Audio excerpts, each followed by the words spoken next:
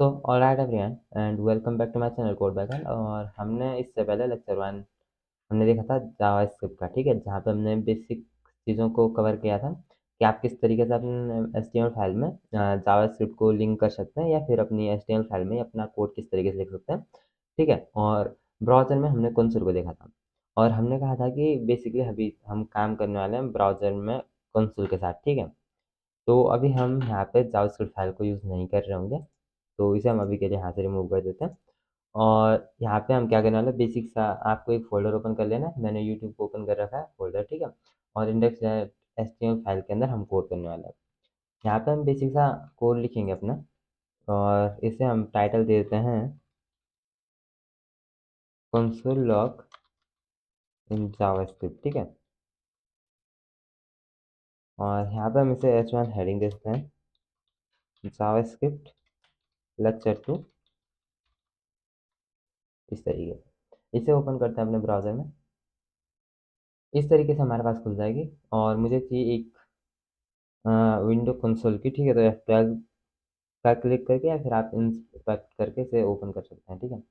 अलग विंडो में खुल रहा है, मैं चाहता हूँ कि उसी पेज में खुले, तो इसे इस तरीके से हम कर सकते हैं और ठीक है, इस तरीके से हम इसे ये कर देंगे, ठीक है। और यहाँ से अगर आपके पास कोई एरर आते हैं तो इनको आप अभी के लिए ऑफ ये कर सकते हैं यहाँ से, लेकिन अभी के लिए मैंने ऑन कर देता हूँ, ठीक है। वार्निंग एंड तो हम अभी कंसोल कैच कर रहे होंगे, ठीक है। यहाँ पे अगर आप कुछ भी लिखते हैं, मतलब कोई भी अगर आप कैलकुलेशन करते हैं, फॉर एग्जाम्पल मैं 1 लिख रहा हूँ ताकि 1 प्रिंट हो जाएगा, या फिर मैं 9 मल्टीप्लाई 3 लिखता हूँ तो इस तरीके से 27।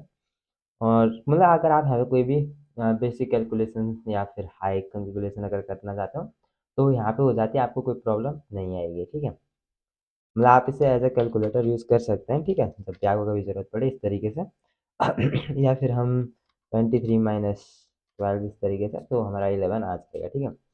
और 8 माइनस 23, तो -15 हमारे पास आ जाएगा।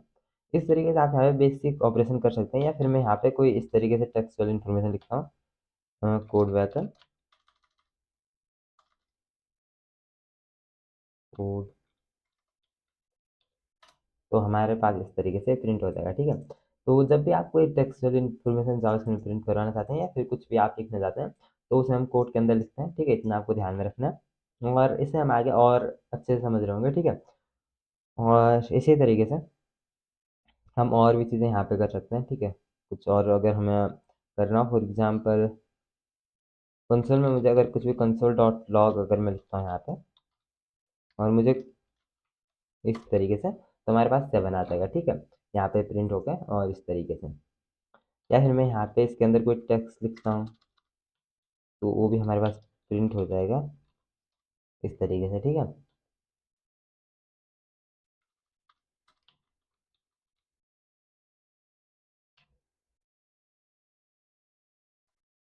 तो इस तरीके से प्रिंट हो जाएगा। तो ये चीज़ें हम आप कर सकते हैं इस तरीके से, या फिर हम कुछ और भी प्रिंट करवा सकते हैं। फॉर एग्जांपल हम ट्रू फॉल्स प्रिंट करवा सकते हैं इस तरीके से, ट्रू फॉल्स। ये किस लिए हम करते हैं ये हम बाद में समझ रहे होंगे। अभी के लिए आपको सिर्फ इतना ध्यान रखना है कि आप कंसोल लॉग में जितने काम हम जावास्क्रिप्ट फाइल में कर सकते हैं वो सारे काम हम कंसोल में कर सकते हैं। लेकिन एक चीज़ होती है कि जो भी आप यहाँ पे कोड लिखते हैं वो टेम्परेरी होता है, ठीक है। इस तरीके से डिलीट हो जाता है और वो परमानेंटली आपके इस पे मतलब फाइल पे नहीं रहता है, ठीक है। तो अगर हमें चाहिए कि हमारा कोड परमानेंट हो और जब भी हम बड़े प्रोजेक्ट पे काम कर रहे होंगे तो वहाँ पे हम जावास्क्रिप्ट फाइल को ही यूज़ में ला रहे होंगे, ठीक है। और अलग से हमें कोड लिखना होगा जावास्क्रिप्ट का फाइल में, ठीक है। जैसे कि यहाँ पे हमने अपनी फाइल क्रिएट करके, तो यहाँ पे हमें अलग से जावास्क्रिप्ट में वो कोड लिखना होगा और वो फिर हमारे लिए सेव रहेगा हमारी फाइल में, ठीक है। तो अभी के लिए हमने बेसिक सा मतलब देख लिया अपने कंसोल लॉग में। और जब भी हम चाहते हैं कि जावास्क्रिप्ट की कोई भी इंफॉर्मेशन हमारे इसमें प्रिंट हो कंसोल डॉट लॉग में, तो हमें यहाँ पे कंसोल डॉट लॉग और यहाँ पे फिर हमें वो वाली इन्फॉर्मेशन प्रिंट करवानी थी जो भी हमें कुछ इन्फॉर्मेशन मतलब प्रिंट करवानी होती है, ठीक है। उस ये वैल्यू हम उसके अंदर लिख रहे होता है। फॉर एग्जांपल यहाँ पे मुझे लिखना है लर्निंग इस तरीके से। और अभी अगर मैं अपने कंसोल पे जाऊँगा तो आप देख सकते हैं यहाँ पे हमारे लिए कुछ नहीं है अभी, क्योंकि हमने अपनी फाइल को लिंक नहीं किया था। सबसे पहले आपको क्या कर लेना है, अपनी एक्सटर्नल फाइल को यहाँ पे लिंक कर लेना है, ये चीज़ आपको ध्यान में रखनी है।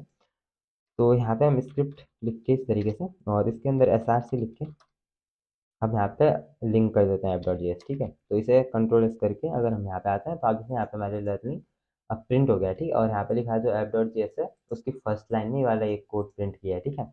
और साथ ही में आप मल्टीपल फाइल्स को भी लिंक कर सकते हैं, ठीक है।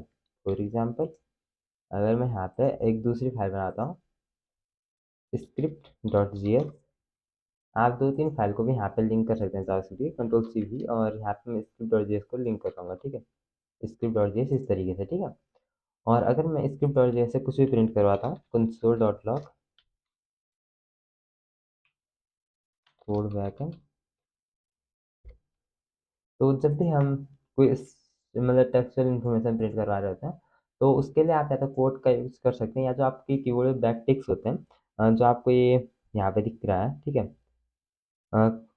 मतलब आपके वन के आगे जो बटन होता है ऊपर, ठीक है, इसके के नीचे, तो इसके नीचे जो ये बटन होता है यहाँ से आप इसे यूज़ कर सकते हैं बैक टिक्स का, ठीक है। तो आप बैक टिक्स का यूज़ कर सकते हैं, ठीक है। इसके अंदर आप अपनी टेक्सचुअल इन्फॉर्मेशन लिख सकते हैं या फिर आप डबल कोट या सिंगल कोट भी आप यूज़ कर सकते हैं, ठीक है।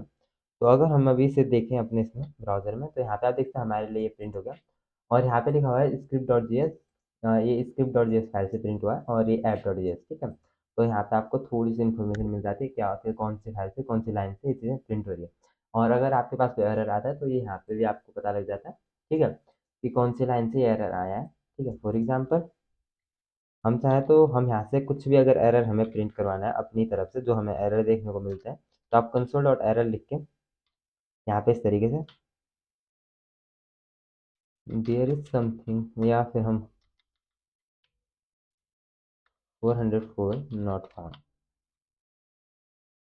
इस तरीके से। तो अगर हम यहाँ पे आता है तो आप देख सकते हैं यहाँ पे हमारे पास एरर है 404 नॉट फाउंड, और ये जो हमारे लिए एरर आया है यह स्क्रिप्ट डॉट जी एस के दूसरी लाइन से, ठीक है। और इससे हम क्या कर सकते हैं कंट्रोल एल करके एक बार अगर हम रिफ्रेश करें तब से हमारे लिए इस तरीके से आ गया है, ठीक है। साथ ही में आपको अगर वार्निंग प्रिंट करवानी है तो आप यहाँ पे वार्न इस तरीके से लिख सकते हैं, ठीक है, कंसोल डॉट वार्न। और यहाँ पे अगर आप कुछ भी अगर टेक्स्ट लिखते हैं फॉर एग्जाम्पल अभी के लिए मैं लिख रहा हूँ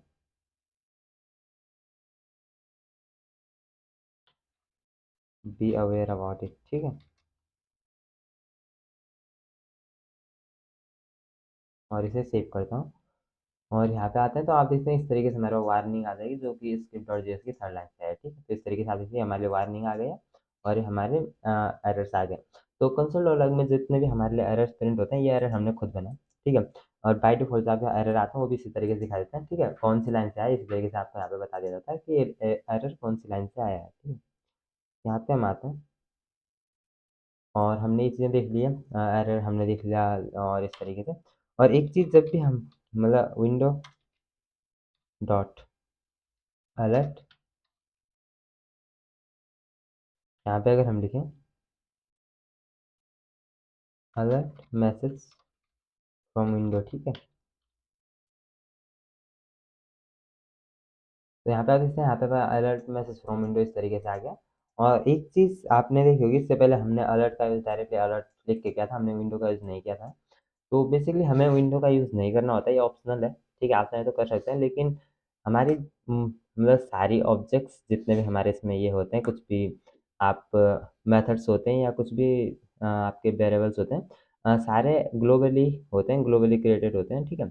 और विंडो ऑब्जेक्ट होती है सबके पास, तो विंडो ऑब्जेक्ट हमें लिखना नहीं होता है, इसको हमें अभी डिलीट कर देना। विंडो ऑब्जेक्ट क्या होता है बाद में और अच्छे से पढ़ रहे होंगे, ठीक है। लेकिन अभी के लिए आपको ध्यान में रखना है ये विंडो एक ग्लोबली एक मैसेज क्रिएट किया जाता है, ठीक है, अलर्ट मैसेज विंडो का यूज़ करके, लेकिन हमें विंडो ऑब्जेक्ट को यहाँ पे नहीं लिखना होता है, ठीक है। तो हमने ये चीज़ें भी देख ली है। तो आज के लिए हमने कंसोल के बारे में बहुत चीज़ें देख ली है और अब हम आगे और चीज़ों को देख रहे होंगे। आज के लिए बस इतना ही। Thanks for watching and don't forget to hit that bell icon button अगर आप इस चैनल पे नए हैं, ठीक है।